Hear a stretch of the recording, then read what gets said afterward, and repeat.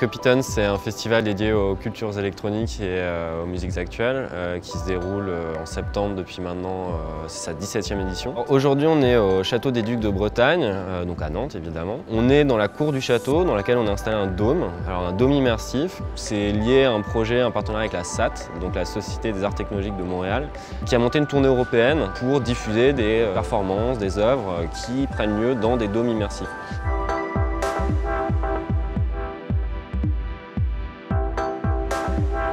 Alors on a effectivement 3 temps forts. Un temps fort qui avait lieu ce matin, qui était une masterclass, donc qui était plutôt une présentation relativement générale de la création dans ces environnements immersifs.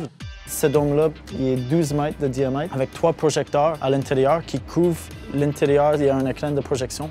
Puis les images sont superimposées et blendées pour faire une image uniforme sur l'intérieur du dôme. Aussi, on a un système de son à 6 canaux qui nous permet de déplacer le son en 360. Cet après-midi, on va avoir un workshop, donc un atelier qui va permettre à une trentaine de participants de travailler autour du son et comment on crée des environnements sonores immersifs dans des dômes. L'atelier en particulier abordait essentiellement des aspects techniques par rapport à l'acoustique, à comment appréhender un projet. Évidemment, du côté des arts scéniques, c'est plutôt essayer de justement faire avancer des formes de narration différentes qui tiennent compte des possibilités offertes par les dômes. Et enfin, en fin de journée, on aura une performance qui va permettre de voir concrètement ce qu'il est possible de faire quand on est artiste à l'intérieur d'un dôme de ce type-là.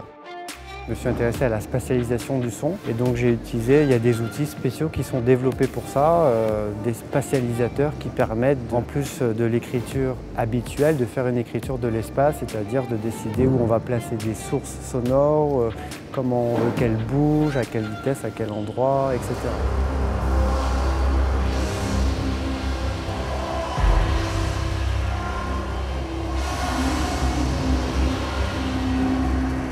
Aujourd'hui, ce qui nous intéressait, c'était, via ce partenariat avec les Culture Experience Day, de pouvoir approfondir un peu les réflexions créatives qu'il peut y avoir quand on travaille sur ce genre de dispositif, mais aussi les outils, les différentes possibilités de création qui sont quand même encore assez peu utilisées dans le champ de la création aujourd'hui.